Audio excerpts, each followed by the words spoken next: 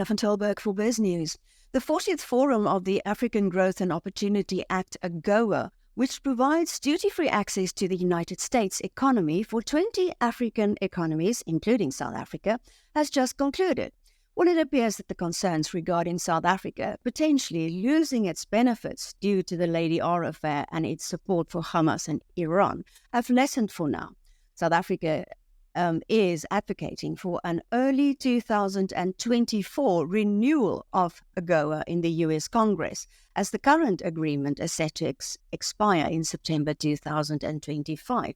Well, joining me is Renai Moothilal, the CEO of the National Association of Automotive Components and Allied Manufacturers. That's a long one, by the way, to discuss the impact of AGOA on the auto sector. Hi, Renai, how are you? Linda, hi. Thanks for having me on your broadcast this afternoon. And I think to help you out, you could probably just say NAACAM. As you kind of rightly pointed out, we are the industry body or voice of auto component manufacturers in South Africa. And again, appreciation for allowing me to be part of this discussion on what has been a really important topic for the sector in the recent past. Yeah, you've made submissions both to the US government and to AGOA itself. Are you happy with the outcome of this 20th AGOA forum? Do you think the danger of our possible removal has been averted? So I think it's pointing towards more of the positive. We can't say for certain until we see what the Congress finally adopts. But we believe that a very strong case has been made for the renewal and continued, extension of AGOA, but also continued participation of South Africa, and the importance of that continued participation, not only to South Africa, but I think to the wider African continent and to the US themselves. So, like you started off saying, it's looking positive, but ultimately we'll rest when the formal announcement is made. Well, can just take us back. What kind of benefits are there for South Africa, for your sector being part of this? So look, I mean, as you can imagine, so if I could maybe just sketch a picture, South Africa is, or at least automotive manufacturing in South Africa is probably one of our core industrial sectors. From a manufacturing perspective, you've got more than 110,000 direct employees in the combination between vehicle assembly and component manufacturing, with the bulk of those jobs sitting in component manufacturing. So from a local manufacturing perspective, autos production is key. The sector is contributing probably somewhere around 5% of the country's GDP on an annual basis.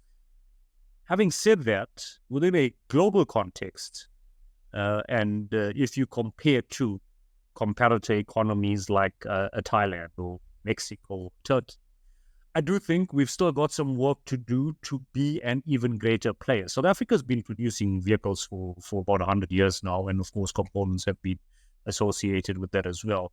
Having said that, we're still less than 1% of global autos production. Why am I sketching all of this out? Trade agreements like AGOA, preferential access into still the biggest consumer market globally. The US is still the biggest consumer market globally. Is absolutely key for A, maintaining volume, but B, also maintaining the level of competitiveness of assembly in South Africa. So, I mean, we benefit, for example, from the free trade access into the EU and the UK. Preferential access into AGOA, like I said, that US market has for a long time been absolutely key. Last year alone, I think 24 billion rand worth of vehicle exports coming out of South Africa into the US, of which 15 was vehicle manufacturing, or vehicles being exported, and about 9 was direct component exports. If you consider that vehicles are the sum of components, guarantee you all 24 million of that had an interest to my constituency. So ongoing participation in something like AGOA is obviously key for this domestic South African vehicle production and components ecosystem. My own sense is that we cannot again, being less than 1% of total vehicle production, we can't afford to be losing any levels of market entry.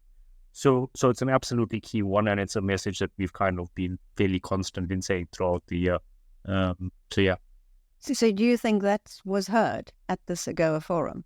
I do think it was heard, and to some extent it was also really heartening to contextualize it within the context of, I suppose, not only benefit to South African auto components production, but actually what's happening in a regional context and the development of regional value chains.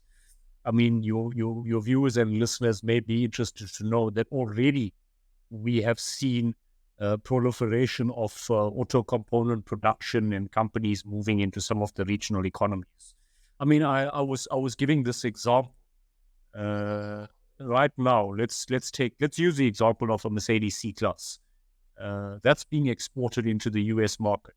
But in there's components that are an agglomeration of processing from Botswana, from Mozambique, from Lesotho, where raw materials being converted into auto glass, being converted into wire harnesses, coming to South Africa, then further processed and then supplied to the vehicle assembly plant in East London, then finds its way into the US. So already we see through the AGOA trade relationship benefits outside of South Africa and into the wider African context. And for me, that's actually what an AGOA wants to promote. You don't want to see one particular country dominating that kind of preferential trade agreement, and we're starting to see the progress in that regard.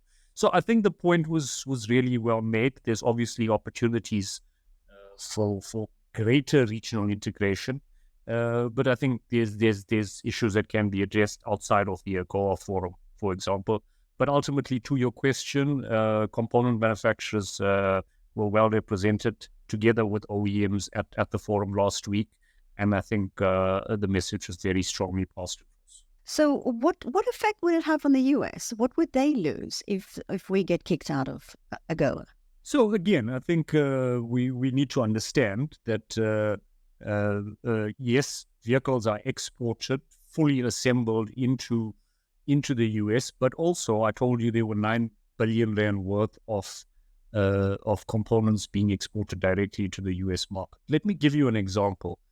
Right now, I've got or at least within the NAACAM structures, there's a fairly large scale, what we call tier 2 manufacturer who is producing wheel hubs that find themselves eventually assembled in the US into the highest volume pickup assembly that they've got in the US. Included in there, by the way, is an electric vehicle variant. Now, why have I gave you that example? There's manufacturing jobs in the US being supported on the fact that there's South African components finding their way into that space. So there's already direct manufacturing jobs being supported in the US by having the South African integration into the value chain. Then we spoke about the US being a large consumer market. They are actually benefiting from the fact that they get reduced duty components of the quality produced in South Africa at reduced prices as consumers in the US. So a combination of the fact that you've got manufacturing jobs being supported, they've got access to cheaper components produced at a reliable location like South Africa, means it is an advantage, and they wouldn't want to be losing that kind of supply chain. And I think supply chains have become an even more integral discussion point in a post-COVID environment, and South Africa has consistently portrayed itself as a reliable supply chain partner, and I think we've seen globally the kind of challenges with others. So let's call it larger supplier destinations. You've mentioned electrical vehicles, which, because the issue might be what impact will the phasing out of the internal combustion engine technology have on demand from foreign markets? Because, the shift to electrical is so huge overseas. Yeah, so I think it's a slightly more nuanced discussion, especially from a components perspective, in that component companies and how they supply vehicle assemblers or OEMs, they've been responding to technology changes as every time a vehicle changes. I mean, you've got a model run typically of about 7 years, and what would happen probably 2 3 years before that, the assembler or the OEM at a global head office level will start sourcing. They'll start putting out the RFQs for suppliers to respond and be part of that on a global basis.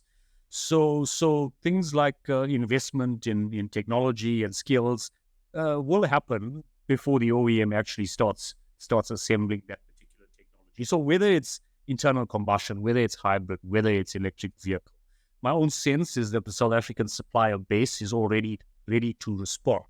And I was giving you, I mean, so right now there's no pure electric vehicle assembly in South Africa, but we've got component manufacturers. I gave you one example. I know of quite a few others.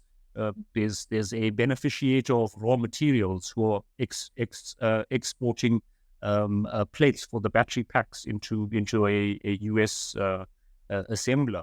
So it's kind of already happening. Component manufacturers are playing in the space. From a South African context, what we want to see is that as markets change, if, for example, there's a particular reason why the US starts heavily scaling up in its EV consumption, what we would like to see is that the South African OEMs using a platform like AGOA would then be producing EVs for supply to the US, and then the South African component manufacturers are then part of that kind of continuous build process. Wow. So are you sort of cautiously optimistic that it will be renewed? I think so. Cautiously optimistic is a good descriptor. I think there's a lot at stake, and AGOA is not something that we've kind of tested or so, over a short period. It's running for more than 2 decades now. And the volume of growth that we've seen in how South Africa and the wider African continent has been able to support leverage on the US market, and like I mentioned earlier, the cross benefit to the US as well, makes me kind of confident that it will be renewed. Is the auto sector the sector that would be most impacted if there is a change? I do think so. The auto sector going into the US, both from a volume and a value perspective, I think has one of the more higher rates of utilization of the AGOA agreement. So it is one that is a material kind of discussion point. It will be heavily affected. You mentioned some of jobs that might be impacted. What is the jobs impact of your industries, the ones that you support, and generally on AGOA in the auto sector? So I mean, it's difficult to pinpoint the exact number of component jobs linked only to production in the US, because as you can imagine, companies are supplying different markets all the time, right? But what I can give you is there's more than 80,000 employees in South Africa. Leave the neighboring countries who I told you are part of that value chain. Just in South Africa alone, more than, I think it's about 86,000 or so direct component manufacturing jobs. And I think the benchmark that can easily be used is if you look at vehicle assemblers or the OEM class, globally you're looking at anywhere between 3 and 4 jobs in the components value chain for every 1 job at an OEM assembly level. And I think that ratio will increase over time as we've increasingly seen that OEM plants are getting even more and more automated and things like that. The real job heavy part of the sector sits in the component space. So to say if you take out AGOA, it will be a complete catastrophe and all 80,000 jobs will be impacted. I don't think so, but it is kind of a spiraling effect. Once you start losing one market, the competitiveness or the scale or the volume that having that market as part of your makeup, that's then extracted. You put more and more pressure on trying to either replace or find other cost-saving measures. it becomes, like I said, a vicious cycle, and losing the US market, in my opinion, would be a forewarning of greater pain in the South African autos manufacturing base. Would it also impact other markets, like the market to the EU? Yeah, I suppose. I mean, you could make the argument that if, for example, you lose a major market again, the US is a major market. You lose a major trade partner like the US.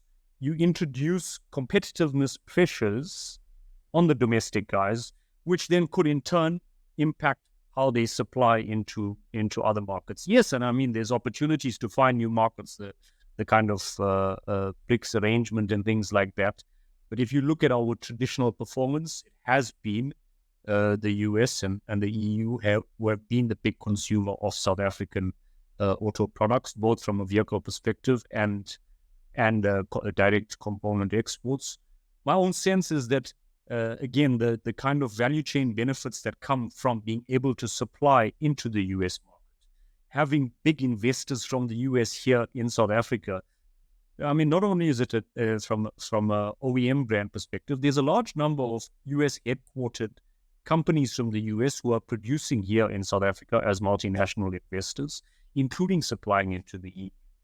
My concern would be is if you lose that market and then buyers in the EU are looking at South Africa and you don't have the qualification or the linkage to large buyers in the US, then again, that becomes a discussion point.